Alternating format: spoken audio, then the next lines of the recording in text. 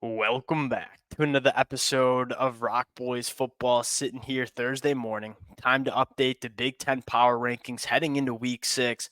This is kind of the area where we start to learn a lot about these teams in the Big Ten as they enter Big Ten conference play. Now, I think before we even get into it, I would just encourage everybody to let it fly in the comment section. These are some of my favorite episodes to do because I get to hear from you guys, and whether you agree with me, whether you disagree, and y'all know that plenty of y'all disagreed with my rankings going back to last Thursday. In my mind, that's the beauty of doing these episodes. That's really the beauty of college football. So whether you agree with me, whether you disagree with me, let it fly in the comment section. Appreciate you guys rocking with it. If y'all do enjoy the content, consider subscribing to the channel. The support from the Big Ten fans, it's been amazing. Appreciate you guys. As a Michigan fan, y'all know this is my conference. And without further ado, let's get into this one. Let's start at the top here, and let's start with Ohio State. Ohio State hasn't been tested yet, you know what I mean, in terms of playing some top end teams, not only in the conference, but across the country. That being said, they've looked the part, right? They're a top 5 scoring offense in the country. They're the number 1 scoring defense in the country.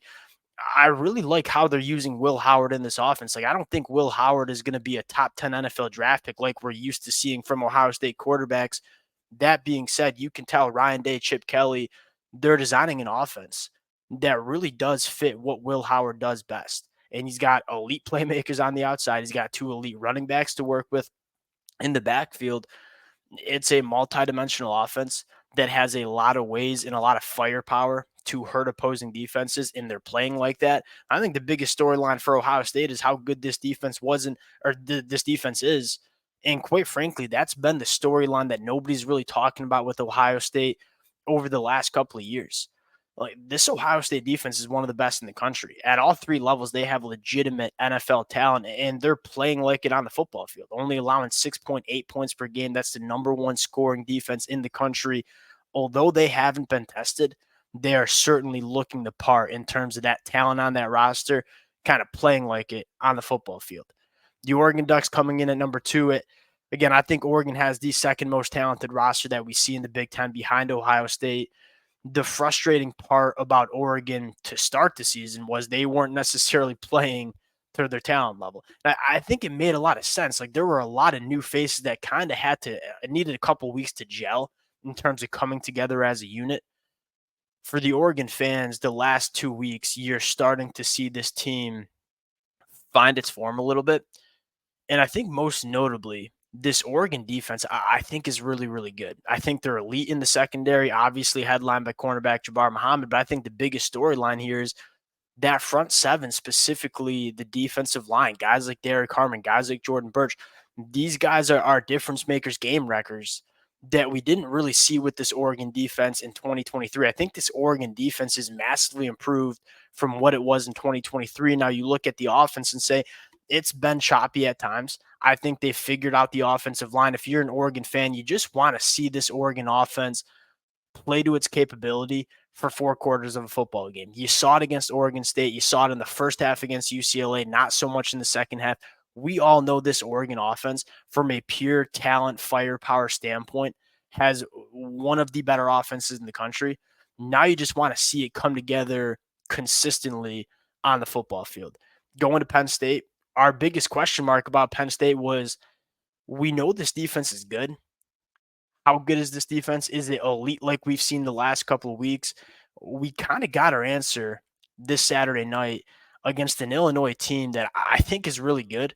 You take a look at the numbers. Illinois had 219 total yards. Penn State was able to have 7 sacks, 13 tackles for loss. That's what we're used to talking about when we talk about Penn State defense, right?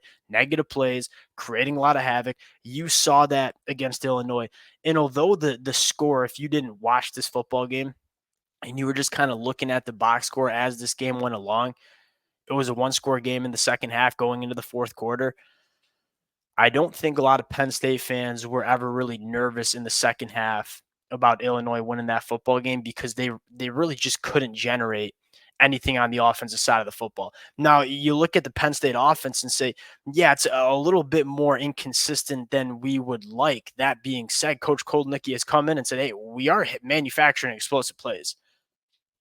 That matters. Like, Penn State's offense was decently efficient last year, but it couldn't manufacture any explosive plays. And when you start playing some of the best teams in the country and in the Big Ten, you need to find some explosive plays. You're seeing Penn State do that. And so as they continue to figure out the efficiency standpoint, but continue to manufacture those explosive plays, that's what we're looking for on this Penn State offense.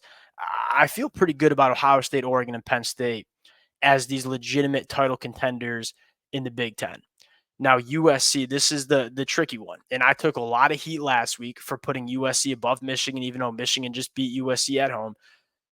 Y'all see the quarter zip here. I'm a Michigan fan, and I think a lot of Michigan fans probably recognize this.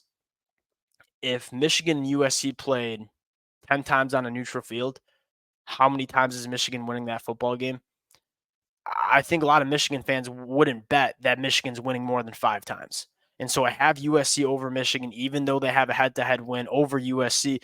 And it really comes down to USC, I think, is checking a lot of boxes. I think the biggest storyline for USC is they are starting to find their difference makers on the offensive side of the football. There were a lot of question marks about what this offense would look like post Caleb Williams. One, like Miller Moss is playing really, really good football. But I think more importantly, USC came into the season saying we have a ton of young wide receivers that are super, super talented, but we weren't really sure who were going to be the focal points within this wide receiver room.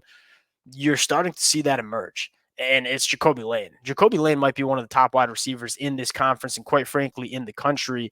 When they get into the red area, when they need a play, they know they can go to Jacoby Lane because they are starting to figure out who their difference makers are on the outside. I think that's massively helping this USC offense. The USC defense is different. Like, I'm not saying it's the best defense in the Big Ten, but it is way better than it was in 2023.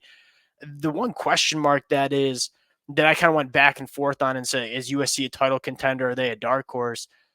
Is the offensive line. And I think a lot of USC fans would probably agree with this. Your biggest concern is kind of what happened against Michigan, where you want to get mad at Lincoln Riley for calling a bland offense.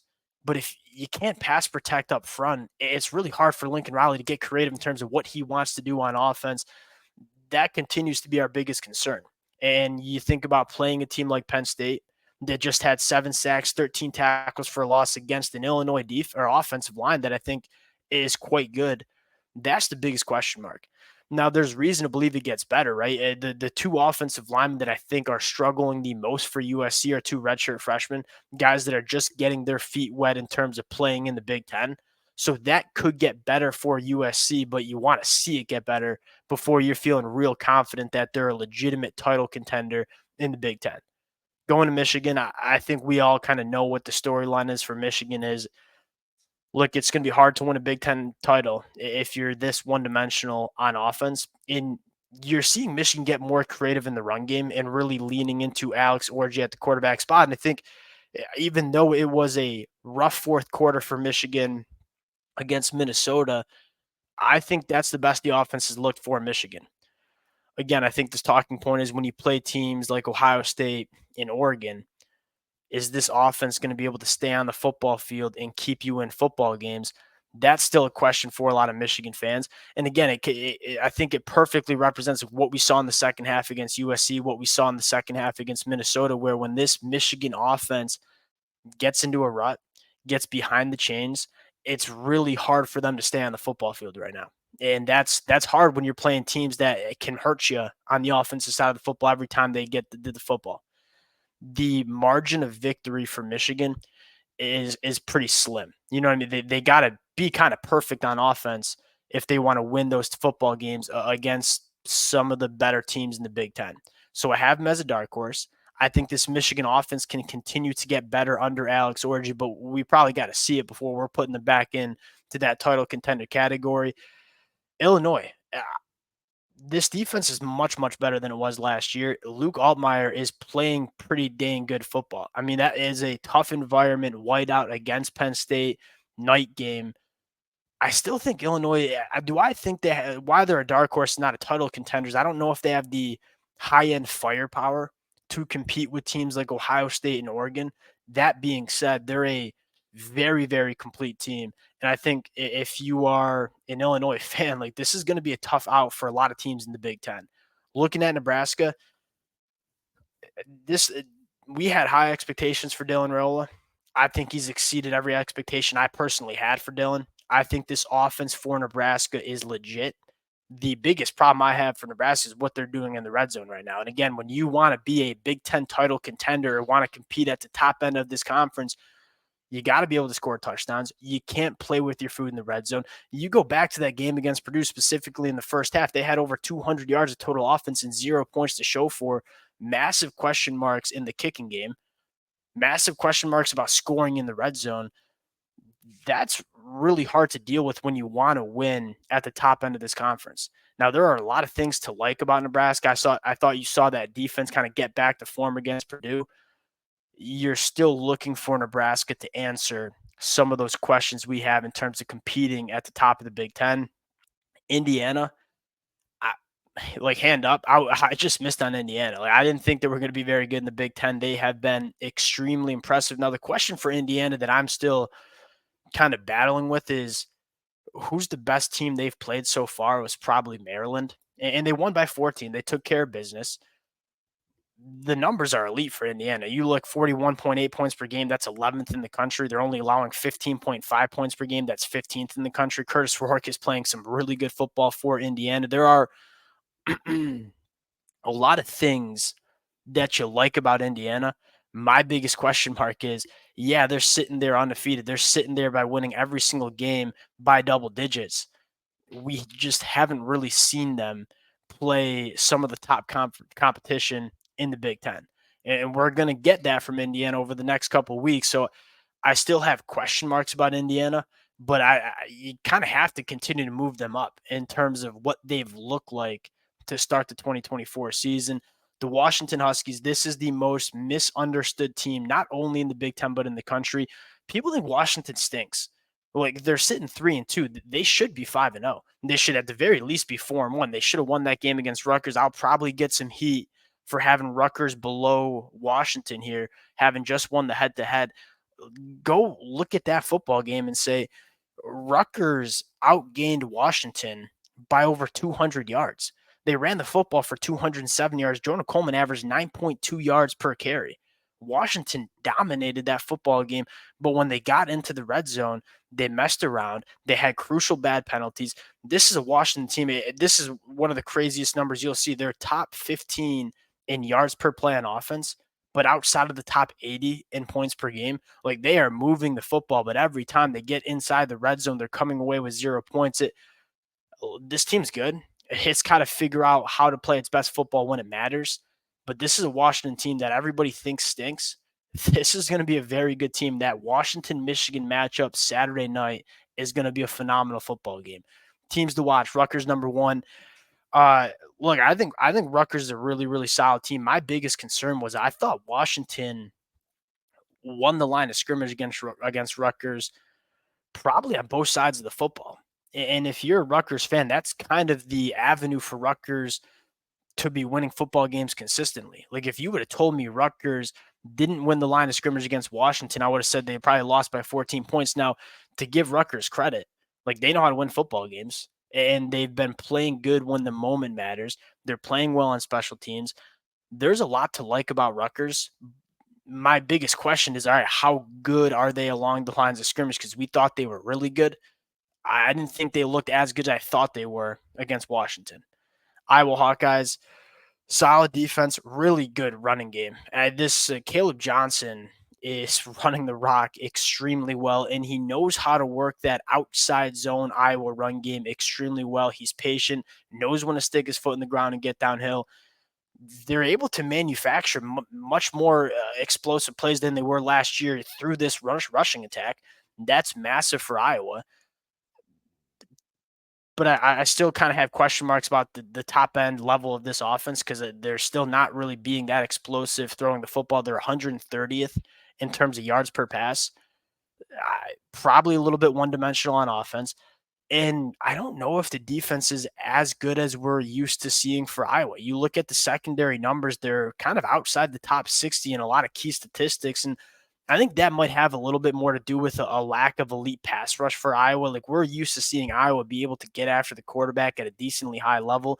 They haven't really been able to do that so far in the 2024 season. I think this offense is better because you have a legitimate difference maker on offense in Caleb Johnson, which Iowa hasn't had in a very long time. Now I just have question marks about how elite this defense is. It's always been something that's kept Iowa in the game. And as they're not playing the Big Ten West schedule, they're starting to play some better offenses. You're starting to see Iowa, maybe have some question marks about how good that defense actually is. Maryland coming in next. I think this is a solid team. I don't think they got some solid weapons on offense. Billy Edwards is a gamer. I wouldn't put him as a top end quarterback in the Big Ten, but I think he does some nice things. Obviously, he can use his legs.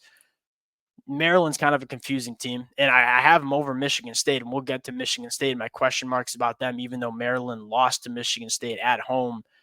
Minnesota next. I was pretty impressed with the fourth quarter that Max Brosmer played for Minnesota. Now that my biggest concern with Minnesota is they're not running the football that well. They actually run the football pretty poorly. And when you talk PJ Fleck, you talk Minnesota, it's running the football consistently, controlling the time of possession, and playing good defense. My question mark is not only how good the defense is, but what's the identity of this Minnesota team? Like, what can they lean on to go win football games? You haven't really seen that identity take place. But Max Brosmer, I think, played some good football against Michigan. It was impressive. Wisconsin, another kind of confusing one for me, obviously going with the quarterback too. In a kind of similar vein to Minnesota, like what's the what scares you with Wisconsin? Like when you're game planning for Wisconsin, you have a really good wide receiver in Will Pauling, but they don't run the football extremely well. They're not an elite passing attack. The defense is going through some injuries. I don't think they have a ton on defense that scares you as well. A lot of these teams that have over Wisconsin, there is a quality or qualities that I really like about these teams. I look at Wisconsin and say, I don't know if there's a quality that I love about Wisconsin right now. Probably could have them in the teams to watch, but I put them in that last tier. Michigan State, like some qualities I like. Aiden Childs at times plays really good football. The defense is much better than I would have thought it was going to be.